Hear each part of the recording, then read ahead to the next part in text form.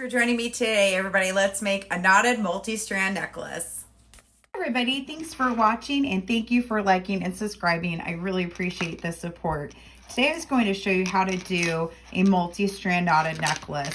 So I did a version of this a few years ago for a magazine and thought it would be fun to reintroduce and make into a video. And what you need is a larger pendant, and this is a really beautiful lightweight shell mother of pearl pendant that I wire wrapped using Artistic Wire brand wire, 22 gauge. I poked the wire through the center drill here and wire wrapped a loop to form it into a pendant. And then I used some teal linen waxed cording to knot a necklace. And so the necklace idea is to have 3 strands of cording on each side, and you stagger your beads with different beads at different intervals on the cording, so that way when it lays down by each other, it has a really cool like variegated pattern with different shapes and colors of stones for a unique necklace. So this would also be great if you had a bead soup you weren't sure what to do with. You could find a neutral tone pendant, for example, and mix different beads for a bead soup. And it's a really easy necklace to make, and it's a lot of fun. And you could do all kinds of different bead combinations to match whatever outfit you wanted to combine it with. So here's kind of like an up close of what it looks like, and let's get started.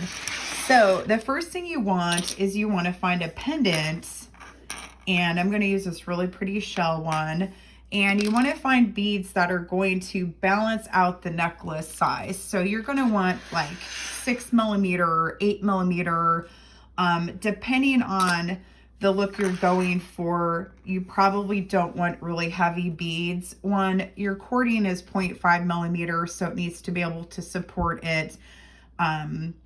And I would say probably a smaller bead would do versus a larger one for the style of necklace, unless you want to upgrade to a thicker cording and make a chunkier necklace. Then you would want to do a 1mm thread and a large hole bead, for example, with the heavier pendant.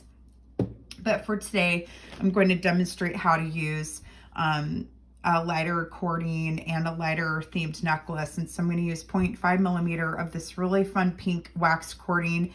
This is available at Lima Beads, and I will put the information on the video on where you can find it. And so the first thing you want to do is uncurl 3 strands at about 6 to 7 feet. So you want to have a lot of cording ready to go. Well, probably 6 feet. A lot of cording ready to go, because you will be knotting, and as you're knotting, you will run out of cording pretty quickly. If you just cut 4 feet, for example, you'll have a 6-inch long necklace basically. So more cording is better. And let me bump this off. So I have my cording cut here, and I'm going to narrow this down to 3 pieces. Here we go. And I'll demonstrate how we work with this. So you want to take your pendant and your 3 cords, and you want to make sure the cords are all evenly cut as well and the same length. That one's actually too short. They have to be even pretty much on everything as you're getting started. So let me get some cords here. So like you want them to be the same length on the end, and you want them to be equal as you're working throughout your necklace. All right, here we go.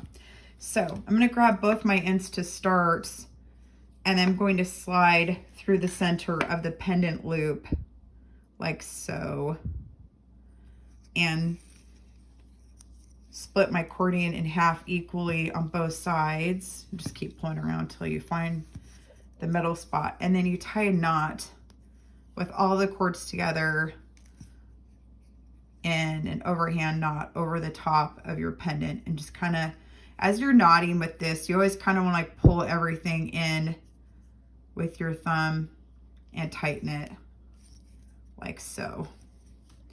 And then you want to take your cording and you want to split it into 3 cords on each side. Here we go. And as you're working, you want to have a 1/2 inch to 1 inch in between each stone, and that'll give it the kind of, I don't know if the right word is, but I'm using variegated. So it's kind of like choppy with different color stones in different spots. And here we go. And you want to start in different sections. That way, as it's laying down flat, you have beads in different spots. And you can kind of pre-plan if you're looking for what you want it to look like with what beads you have up front and how you want them to lay, and then start knotting. But I'm going to pick a spot. I'm going to start down here with this one. I'm going to do an overhand knot twice. So you want to grab your cording, tie your first knot, pull tight, and then tie a second knot and have it land over the first knot, like so. And you'll have to probably move it into place with your thumb and make sure it's nice and tight, and then add your stone. Drop your stone over the knot, and then get as close as you can with your next series of knots right over your stone, like so, and just kind of pull it down over the top of the stone. And then tie a knot again and have it land over the second knot, like so. Here we go. I'm just kind of moving it into place with my thumb, and then hold it down with my other hand and pull it nice and tight. And then there you have a knot on either side of the stone. So you can do one whole strand if you want, or you can do one at a time. I'm going to do one at a time so I know what I'm looking at as I'm going. So if I have a stone there, I might want to have a stone up a little bit higher on my next strand. So I'm going to bump my knot up a little bit higher. That way when everything's laying down flat, it's in different textures or sides of the cording in different colors. Here we go. I just want to make sure that knot lays over the top of the other one. And I'm going to grab a piece of pink glass.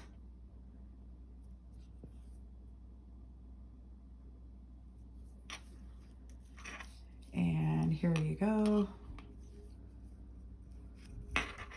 And do another knot.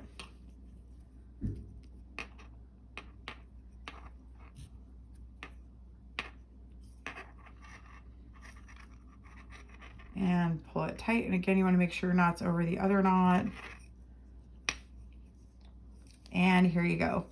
And then as you're going, you will fill up all of your strings with the same concept. And then as you're going, you can figure out, oh, I want my bead to lay here or further up or at the same spot. You can just kind of decide what colors you're looking for, where you want your beads to be spotted at as you're working. So I'm going to go ahead and grab another one. Here we go. And, oops, I forgot, you got to tie the knot first. So for this one, I think I'm going to go up closer to where my pendant is. And then you find as you're going along, you might change directions, like how far they are apart when all the strands are kind of laying by each other. Go ahead and do that one again. And just pull it nice and tight. See, so this way I have the stones are falling in different places to kind of add a little bit of a different look to my necklace. I'm gonna add this one here. I'm gonna add a crystal. See, add a little bit of bling to this too.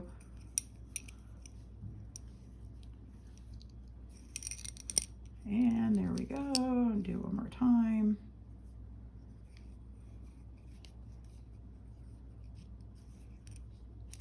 All right, so we have one side coming in. And you just want to keep redoing the same pattern on your strings. You know, go 1/2 inch to 1 inch, tie your knot, add a stone, tie a knot, add a stone, tie a knot, add a stone. And then as you're going, you can just kind of feel out where you want your placement to be for the next stone as you're working with everything. And again, you can put your beads closer together too. If you want to have more of a bohemian look, for example, you might stack on more stones closer together. And here we go. Tie a knot on this one.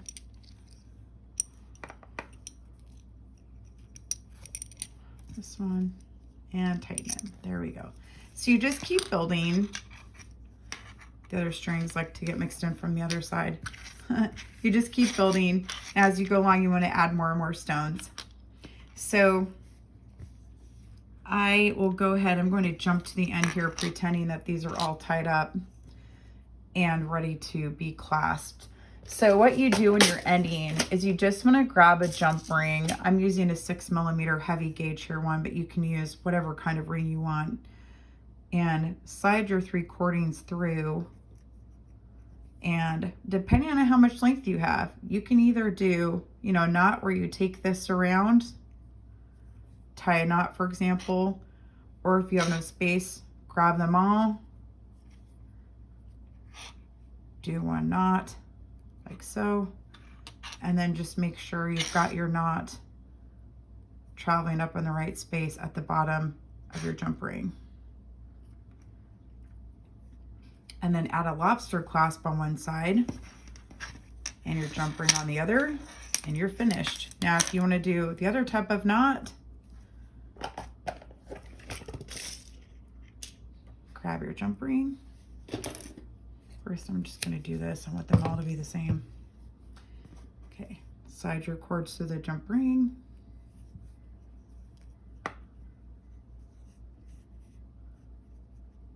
Like so. It's kind of a different knot. And then do it one more time. There we go. And then you just cut off extra string.